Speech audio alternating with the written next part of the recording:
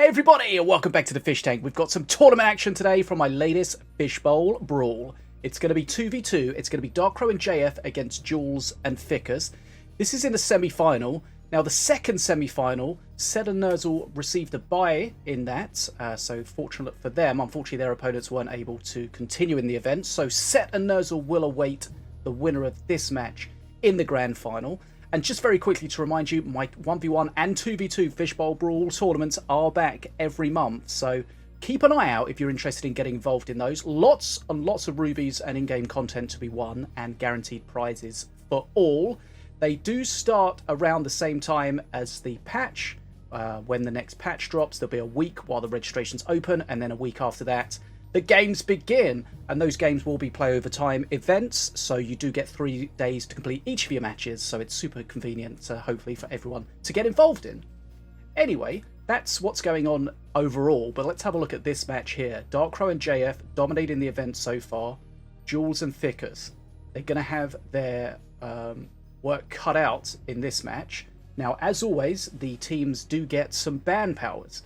And if you've been following along with the Night's Duel events and others of my tournament, generally the ban powers are the same, especially recently. So the players get to ban 1 master and 3 cards, and that prevents their opponent from playing that master or cards. And of course, their opponents have that power back against them. So we quickly have a look here before we go into the gameplay. Darkrow and JF, they've banned Setsu, Bounceberry Flingers, Black Hole, Rimmergold's Breath, and their opponents back at them have banned Morelia, again Bounceberry Flingers, again Rimmergold's Breath, and this time Zip's Zapinator. So let's have a quick look at that. Rimmergold Breath, very, very strong in duos. Bounceberry Flingers, very, very strong everywhere, since they just give you that cheap ranged, as well as giving you that growth burst shroom. So you do shut down or just make it a little bit more awkward for Zenshi strats by banning the Bounceberry Flingers. Black Hole, normally you see people banning Black Hole if they're going to be running some big heavy decks where big removal spells like the Beam of Doom will be very punishing for them. So we'll see if that actually transpires. Zip Zapinator, we know how strong that can be. Did get slightly nerfed in the most recent patch, I think. So it does have the 2-second cooldown between using his more zap attack. Setsu, very, very strong at perk 3, especially in the hands of somebody like Darkrow. Specifically, he's played Setsu a lot this season and generally overall. And of course, Morelia, very, very strong just generally. So nothing kind of particularly out of the ordinary with the bans there. The Black Hole, maybe the Black Sheep, if you like, of the bans. Not something we see too often, but definitely one that can make sense. And as we always say, the Black Hole is great for avoiding spells, but there's lots of other cool things you can do with it, and we'll have to keep our eyes open to see if we do see any Black Hole play anywhere. Obviously, we're not going to see it from Jules and F1cUs, but maybe Darkrow and JF will play it themselves. We definitely see players or teams banning things and then still playing them themselves, which of course they have the full right to do so. Okay, so what have we got? Best of 5, first of 3. It's conquest rules, so once a team has won with a master, stroke masters, they can no longer play those masters. So we should get a good range of matches and masters and strats. Okay, that's enough of an intro. Let's go in to game number 1. Okay, Darkrow, JF, F1cUs against Jules. Game number 1. Let's get ready to rumble. Right, what do we see? Okay, so we've got Mordor and Rekt, and we've got Morelia and Volko. Rekt, generally the weakest of all of these masters, especially in 2v2. Very strong in solos, pretty weak in 2v2, comparatively anyway. Looks like JF's playing a very heavy deck. Might have a ritual in there, might not, we'll see. Let's bring up the dual deck technology. Okay, the assassin shuts down the Ardent Aegis at the bottom there. Avalanche clearing. Right, Rendrath. What value can we get from Rendrath? He's already marked that shield guard, so we know as soon as that shield guard dies, he will come back, cursed of course, and 50% HP and damage. But the units that Rendrath does res can be revived, which can be a blessing, can also be a curse. Active Tombstone. Rendrath's going to come back here. Nice res, almost full HP. Doom Cleaver being a bit of a pain. We've got a couple of Doom Cleaver mana reductions already. So remember, the Doom Cleaver costs 2 more mana than a regular Cleaver. And it does give you mana reductions on Voidborn cards every time you get a kill. Okay, Bara doing a great job locking that Cleaver down. Doesn't look like the Cleaver's going to get out of the brush, the thorns, whatever that is. But a good XP lead to start with by JF and Darkrow on the blue team here. We know how strong Mordar can be in a late game. Morelia, of course, is going to have that big push at perk 3. That was a Ritual. That was a Doom Cleaver. So sometimes you get a Doom Cleaver from a Ritual that's not ideal if you don't have any Voidborn stuff. But he does get the res. It does have the Spirit from perk 2 and does have the haste. So that's going to be quite terrifying. Shields potentially going to give things an extra hit. Remember, health is a resource. They're going to look like they were going to tank that Cleaver on face. It is rage though, so you don't want to take too much of it. This one's going to hit face. Huge amount of damage. But as we always say, health is a resource, so that's not really the end of the world. You'd rather take that on face than it just shredding a minion. Okay, looks like this split's not going to be ideal here from the Watchers. Okay, nice bridge burn, pulls the assassin out of stealth and the warrior shuts it down. Good attention to stealth units there from F1cUs and Jules. So we're going to see Morelia with the dragon available at perk 3. Also potential Berserker Rage on the melee units from Volko. Could change things. That Cleaver could be terrifying. Okay, so they do have a stun to shut down that Tombstone. Remember, the Tombstone now will recharge. And it can still res, but the res that you get, the health of the unit depends on, you know, how much health the Tombstone has. You can see there, not much HP on the Rendrath. But even a low HP Rendrath could get some solid value. Right, perk 3 now for the blue team. Solid XP lead. Ritual comes in again. It's a Doom Cleaver. One Punch Blast clearing a lot of the chaff there. Remember, it does just kill multiple units until it runs out of damage. Bit of a line nuke, I think we will describe it as. Okay, that Cleaver gets a hit on face. Concerning here. They want to take another one. That's another hit on face. Jules and F1cUs, I think they were hoping to kill that Cleaver before he got that other hit off, but he got a second hit off with very low HP. And that could be crucial. They go for the heal, double heal, so that's nicely done. This time the Cleaver gets through onto face. Does it get a hit off? Oh, it's going to get a massive hit off. Oof. Okay, I think that was from the Ardera. So that was a huge hit from that Cleaver just before it died. This is a lot of face damage coming out here. Looks like JF and Darkrow are going to take the first game. Nivea coming in, but just a little bit too late. 1-0. Okay, so here we are, loading into game number 2.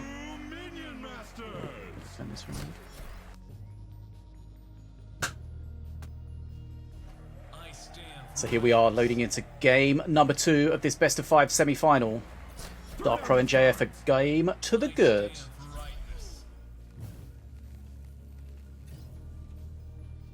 Remember, Masters 1 can no longer be played with again. So we've got Volko and Stormbringer this at the time for the blue team, and we've got Stormbringer and Volko for the red team.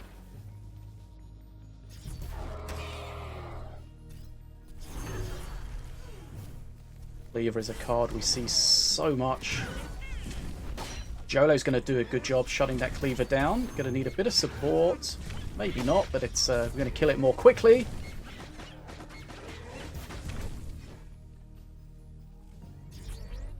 So it looks like we've got F1cUs playing Stormbringer with a lot of Crystal Elves.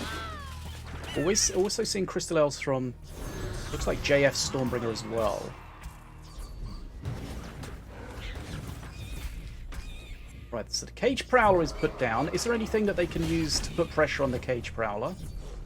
Not currently. So that's going to be an easy spawn, but they need to be careful at the top with this Cleaver.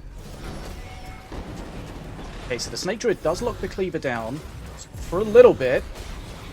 I mean, locked it down for quite a while, actually. Not sure what killed that. We had a chain lightning hitting the Prowler. Something else hit it as well. Maybe Stormbringer got a little cheeky pop in there. One Stormbringer shot would be enough to shut that down after the chain lightning. Okay, so a nice XP lead to start with here for the red team. Ficus and Jules.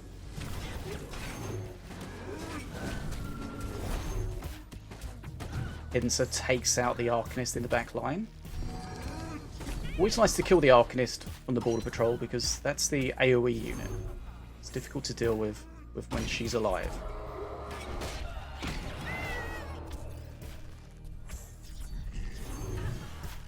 Enraged Cleaver needs to be handled as always with care. Cleaver on Cleaver action. Oh, they went for the black hole there. Unfortunately, not in time. Didn't work out at all. Lady and Frey dies as well. Chain Lightning comes in. Do they have anything else? I mean, I guess something else hit it. Maybe the Stormbringer hit it when the black hole was out. I'm not sure. I keep missing whatever's hitting it. I think the Stormbringer's probably hitting it. The Cage Prowler we're talking about, of course. Right. Decent XP lead still for the red team. And they fight back. Make this one game all. You would say JF and Dark Crow, based on their performance in the tournament so far, probably the favourites in this. But Jules and Ficus are looking to switch that on its head. Right, the TAS is out. The shield on the Border Patrol is very strong in this situation. Don't really want to waste the TAS on it. It is a techless TAS as well, so no nats. Nice bridge burn at the top. But the XP is so far in Jules and Ficus' favour right now. Nice tanking at the bottom there. Oh, that's so unfortunate. It looked like that it was perfect there, but unfortunately the what was it? The sewer scrat died just as the Cleaver got his hit off. Okay, I'm not sure if that Prowler's going to survive. Would like to see some kind of visual indicator to indicate whether it's going to spawn or not. But it did spawn, but I think it was very, very close. Bridge burn at the top. Something needs to take that bridge. Jolo's going to tank perfectly at the bottom here, but the red team have had perk 3 for a little bit now, and that Stormbringer constant pingage double quick is going to be quite a pain. There you can see starting just to murder just everything. That Cleaver's a little bit up this time. Hit the shield there. Didn't really make too much of a difference. Right, Cleaver pushing at the top. Okay, nice pincer. Takes out the Arcanist. Keeps the Scrats alive. They need the Scrats there for their meat shield. But we're 224 to 318 XP. This is a massive XP lead. As long as Ficus and Jules don't die to some kind of huge push, I can't imagine they're not going to get to Mana Frenzy substantially ahead. But let's see. Right, Prowler spawns. The range unit's really just shredding that a little bit. Felt like that Cleaver was maybe a little early, but because it was early, it got on the bridge quickly. So maybe they're just giving away a big hit on the Cleaver, allowing the dog to jump, but giving them full control of that bridge. These are sometimes the decisions you have to make. Berserker Rage Cleaver. That can do some serious damage. Nothing particularly meaty for it to hit. It is fairly tanky as well, so it does stay alive. But look at the XP again. I keep saying it, but it's a huge XP lead for Ficus and Jules. They're almost at Mana Frenzy. Okay, there's the TAS with enough tech now to give the nats. They're not going to do too much at the moment. Right. This looks like Jules and Ficus are going to make this one game all. They're at Mana Frenzy. The blue team's not even halfway through towards Mana Frenzy. They should be able to close this out. Let's see if they can do so. Right, Cleaver onto the Fergus. Nicely done with the pincer. Cleaver takes minimal damage. Fergus dispatched. Stormbringer's going to start hitting that dog. 3 hits on the dog is going to shut that down. 2 hits And the Bearavalanche will also shut it down. That Cleaver's just going to survive. That's unfortunate. JF and Darkrow's Cleaver melts. And this is the beginning and the end of this game. Jules and f("cUs are going to make this one game all. And we really have a semi-final on our hands here. JF and Darkrow holding on as best they can, of course. But this is just going to be a surge of red. Okay, there we see it. That's one game all.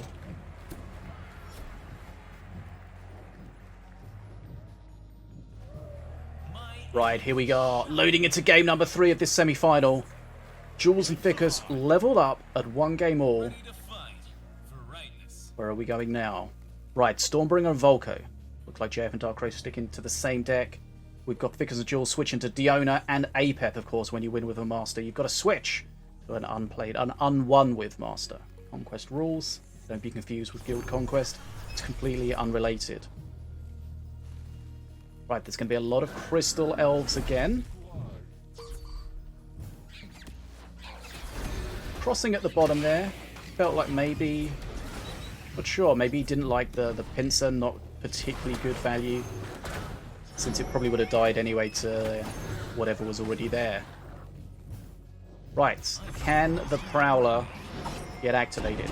Oof. Jolo's going to shut this Prowler down. Oh no, not! Really nice spawn there. It looked like it was too late, but the Defenso just getting the aggro there from the Jolo, and that allowed the Prowler to just about spawn. It is raged as well, so that little play could be fairly profitable. Defenso shutting that Prowler down. Prowler's going to jump here, maybe! Oh, bit of an extra Prowler value. 1 HP. Takes out the Lady in Fray. And there you see, just managed to keep that Prowler alive and got a lot of value from it. Now the TAS makes it difficult because their opponents don't want to spawn too much because you know you're just going to get hellfired down if you try to spawn too much. So it's a bit of a sort of denial strategy. Tanking it there as well. Poison just going straight for the shield on those archers.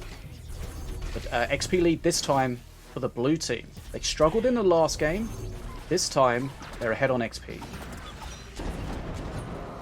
Well, the Chain Lightning didn't quite get... I think if the targets were in a different order there, they may well have killed more things.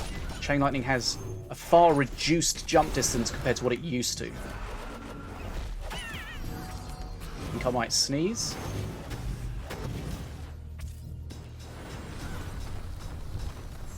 Not sure. It's there, or thereabouts. Right, again, the Rage Prowler. It's going to go... I think they could have maybe left that to the Bear Trap. Maybe they were a little concerned. Ruffle's getting some XP at the bottom there. Scary looking push at the moment. The Cleaver in there. Plus, of course, the tankiness of the Guardian. The Guardian does melt. Difficult to tank here with the all these range units just picking off the scrats. Cleaver goes down, but they weren't able to pick up the aggro with the shield totem there, and everything melts. Right, still XP-wise, the blue team, JF and Darkrow, slightly ahead.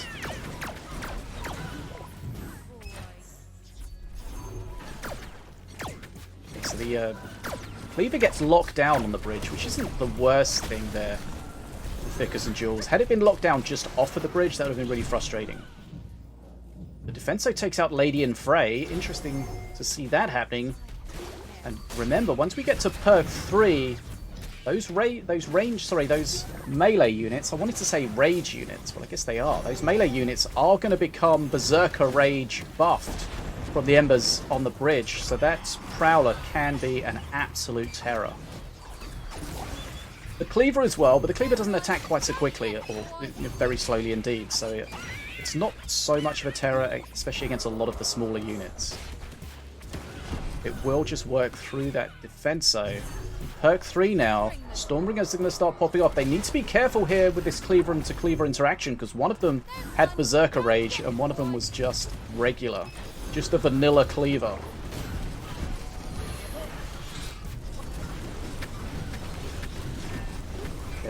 Trying to just use the Taunt Trap to keep that f("cUs off the bridge. Just DPS it down. Here comes a Wolf.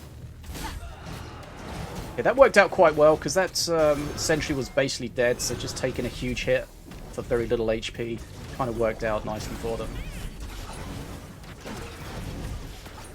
Got a thumbs up in the middle. I think he wants the TAS played. Chain Lightning does soften it up and the rain shuts it down, so not too much value, if any, from that. Of course, it did require the Chain Lightning, so that's 4 mana. And if they're using their Chain Lightning on that, they don't have it for anything else, so some interesting interactions going on. They've got to be careful of that Cleaver. Cleaver's going to go down. Face damage isn't really a problem for either team at the moment. XP very, very close. Blue team's still with a small lead, but not really too much. Avalanche keeping that bridge at the bottom there longer than it really should have.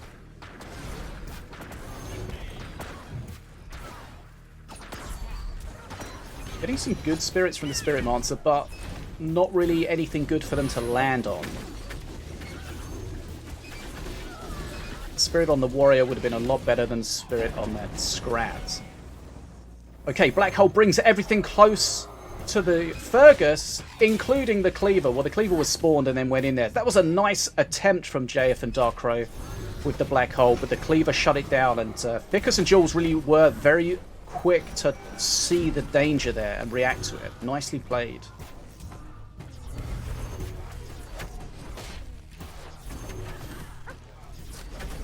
Right. Ficus and Jules suddenly have got a decent XP lead now.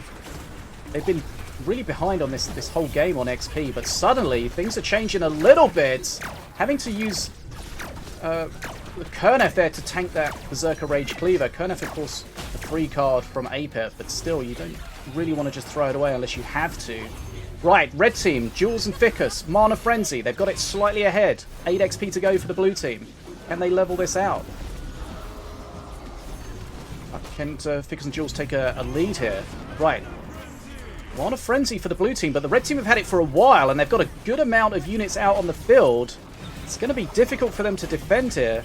The Cleaver's not ideal for clearing this up because it attacks so slowly, and there's so many small little things. Fergus is far better in that situation if they have it available. The poison to pick off the backline. Here comes the Chain Lightning. Kills just everything. That's a perfect chain. This is going to be 2 games to 1 to Ficus and Jules. They were behind for most of the game on XP, but when it mattered most, they took the lead. And now they take the lead 2 games to 1 in this grand final. Semi-final, sorry. Semi-final. Right. Game 4. Game on.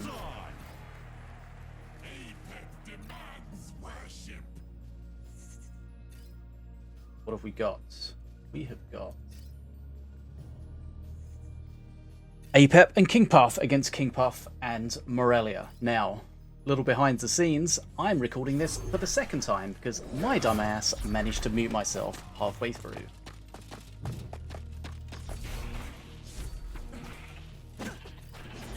So, APEP Ritual for JF. We've got Scrats King Puff for Darkrow. And Ficus and Jules look like they're playing the same kind of decks, just changing the masters out. Tanking that Cleaver on face. Helps the resource. Don't want to use too much of it too early, though. Ooh, double hit from the Cleaver. Defenso, as the game goes on, is a good answer to the Reconator, but that time it just melts with the support. Now, in the King Puff versus King Puff matchups, you generally don't want to bridge switch first, as your opponent will just counter bridge switch and generally get the better of it.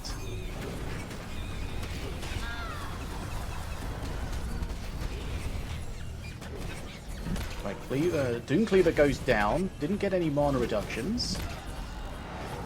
Remember, at that point it's just an expensive Cleaver. If it gets 2 kills, 2 mana reductions, then it's just as cost effective as a regular Cleaver, and then any more after that, and that's where good times are happening. Right, Colossus pushing at the bottom.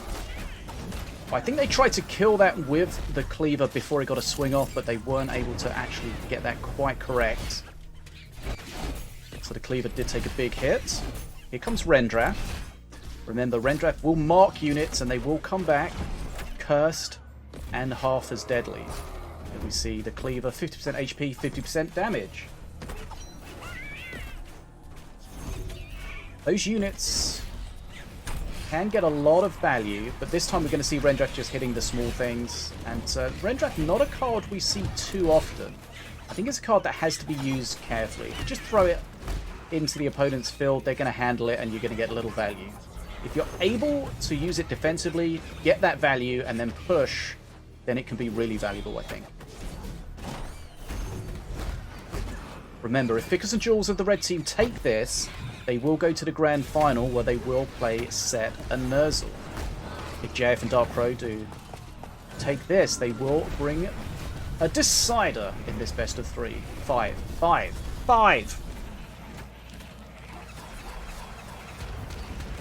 Right, Scrittillery comes in, kills Lady and Frey in the pocket. Everything looks like it's slowed at the bottom here, but still needs to be handled. Could be a lot of damage coming out here. Cleaver's going to put pay for the Rekinator, who's not going to get a chance to explode, but there's some decent face damage taken from the red team there. Defenso shuts down the Fergus with support, of course. Nicely done. And here comes the push. Cleaver leading the line. King Puffs, perk 3, Night Puffs are going to be very important, I think, in this matchup.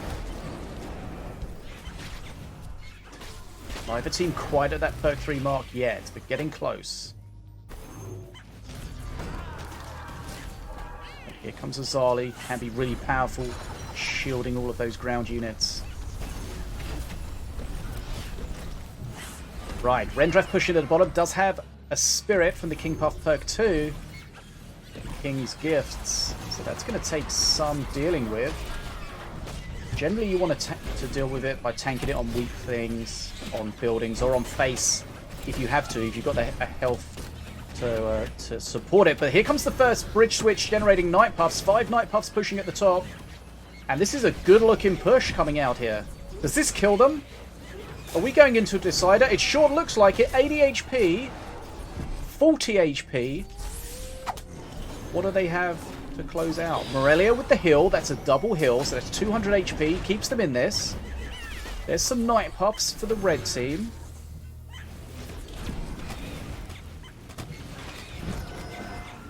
Defenso just mopping up all of those scrats. I think got missed by the poison. Here comes the next push. Dragon coming in.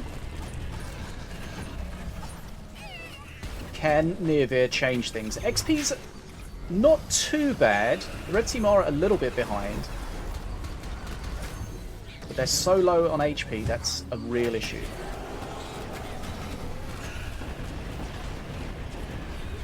That Chain Lightning really helping deal with that push at the bottom. 30 XP ahead are JF and Darkrai at the moment. Can they take this semi-final into a decider? Or can Ficus and Jules close it out? That dragon is full HP almost. It's almost on face. They do have a shield totem, of course, but it's not going to last for that long. Right, shield totem goes down. Dragon is a 3rd HP left. Looks like they're going to clear this up, are they? They're taking more damage. Oh, is this the end of it? JF and Darkrai, 224 HP. Super low HP. Okay, they're alive, just. Neither teams have great ways of doing decent face damage. There's a good bridge switch though. Multi-Night Puffs at the top. And this is a good looking push. XP has leveled up. Nirveer did really help.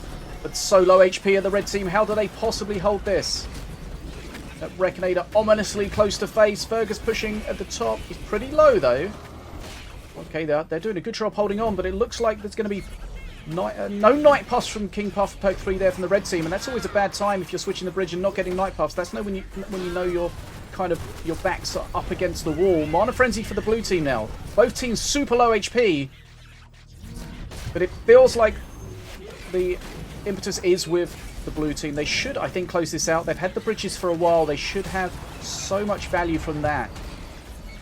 They should just be able to push through and crush. And it looks like we're going to go to a decider here. Ficus and Jules doing a great job holding on. This is not over yet. Lady and Frey might get a big hit off at the top. I think she got one hit off. Wasn't able to get a second hit off. That could have changed things a lot. But this is going to be too much. And that's game number 4 to JF and Darkrai. That's 2 games all. We have a decider.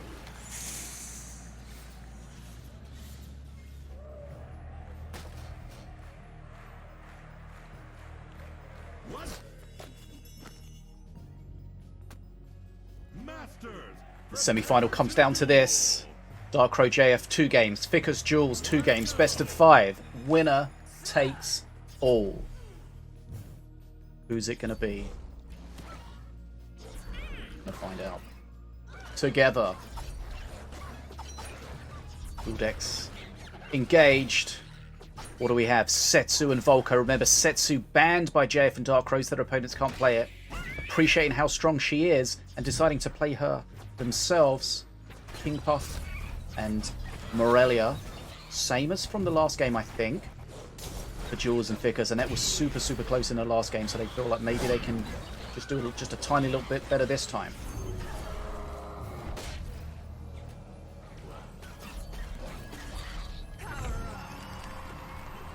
Got some good Zenshi cards. You'll see the stuns here. Nicely handled. Jinlong plus Shen Stormstrike, locking everything down.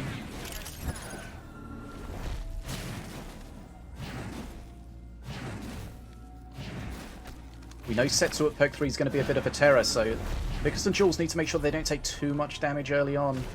That will leave them really open to perk 3 and beyond aggression.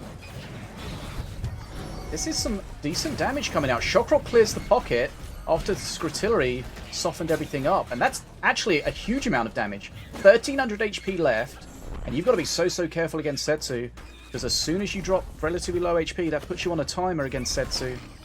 Morelia can heal, of course, but if Morelia's healing, that means there's no value coming from the spellbook in other ways. Right, Cleaver being pushed here on face. Oh, the Chain Lightning's not quite quick enough, which means the Boomer is popped, but it will respawn. Shen Shockstick clearing again the pocket.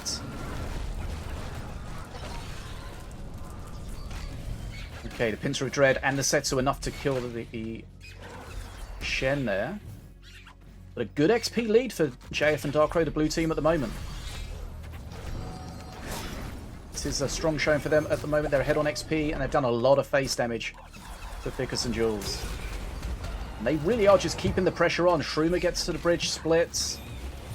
I feel like there's a bug with the Shroomer where it doesn't look like it gets the full 100% split. It still looks like the 80%. Unconfirmed, but I think that's almost confirmed. Maybe fixed in the next patch. Who knows? Right, Lady and Frey getting a good piercing shot there, clearing almost everything. But the next push is coming. Cleaver took a lot of damage from the Battle Monkey just before it died, I think. More face damage coming out from the Setsu. 710 HP left. And ficus and Jules need to be super careful here. Okay, XP 206, 170. Good XP lead for the blue team. Ficus and Jules can't fall too far behind, but the problem is ficus and Jules have their dragon at perk 3. But the dragon is going to be super susceptible to Setsu's perk 3 piercing shot, stun. Plus Shen Stormstrike, and of course Jinlong as well. So even if they do get the dragon out, it might not really do too much for them. And here's the pressure coming on. Setsu jumping behind me. Does get shut down, but again, a bit more face damage. Perk 3 now. So maybe slightly mistimed that Setsu jump. Getting there before perk 3 was available. So this seems really in JF and Darkrow's favour at the moment.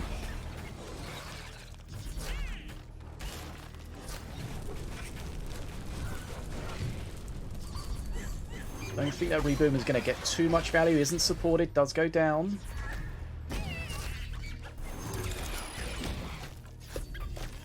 JF and Darkrow feel like they're in control here, but they need to be careful not to be too passive and let Jules and ficus back into it. But of course, with the low HP that the red team have, they're always going to be able to, JF and Darkrow, just to sit back and then potentially go for the throat with Setsu. Right, Setsu jumping here. Not too aggressively. Try to put some support on. Right, in comes the dragon. What can Nirveer do? Setsu's not quite dead yet. Right, Setsu goes down. Nirveer needs to change the game for ficus and Jules. Needs to give them a lot of XP. Needs to get them back into this. Right, where's Setsu going? Setsu's jumping defensively, as you would expect. Now, the Dragon's going to get locked down by Setsu. More stuns coming in. Chain Lightning plus the poison. But the Dragon nearly just melts there. The DPS of Shen plus the Curse Bearer as well. And then the Dragon just came and went. And it's just a memory here. And now JF and Darkro are looking to close out this game and book their place into the grand final. Setsu dies. I think Setsu... Is Setsu repositioning? Yes, she is. Setsu on face. This is going to end the game here. JF and Darkro into the grand final, 3-2, but f1cUs and Jules put up a great fight. Well played, everybody. Right.